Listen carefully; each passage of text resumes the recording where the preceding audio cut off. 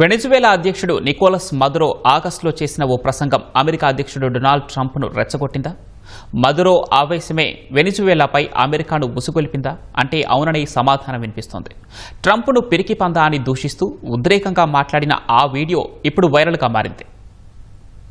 Venezuela అధ్యక్షుడు Nicholas మదురోను శనివారం అర్ధరాత్రి అమెరికా డెల్టా ఫోర్స్ కమాండోలు బంధించి మాదక ద్రవ్య అక్రమ రవాణా ఆరోపణలపై విచారణ కోసం న్యూయార్కుకు తరలించాయి. అయితే రాజధాని కారకస్పై దాడులు, మదురో నిర్బంధం అమెరికా అధ్యక్షుడు ట్రంప్ అప్పటికప్పుడు తీసుకున్న నిర్ణయం కాదని తెలుస్తోంది. తనను పట్టుకెళ్లాలని గతేడాది ఆగస్టులో మదురో ఉద్రేకంగా చేసిన ప్రసంగం ట్రంప్నకు కోపం తెప్పించినట్లు సమాచారం. మాదక ద్రవ్యాల ఉగ్రవాదిగా మదురోపై ముద్ర వేసిన అగ్రరాజ్యం ఆయన్ను అరెస్టు చేసిన వారికి ఇచ్చే రివార్డును $50 మిలియన్ పెంచింది. ఈ పరిణామాలతో ఆవేశంతో ఊగిపోయిన మదురో ఆగస్టులో ఉద్రేకంగా ప్రసంగించారు. అమెరికాకు దమ్ముంటే తనను అరెస్టు చేసుకోవాలని సవాల్ విసిరారు. తాను వెనిజువేలా అధ్యక్ష భవనంలోనే ఉంటానంటూ చిటికెలు వేశారు. అంతటితో ఆగకుండా ట్రంప్ను పిరికిపందా అంటూ దూషించారు.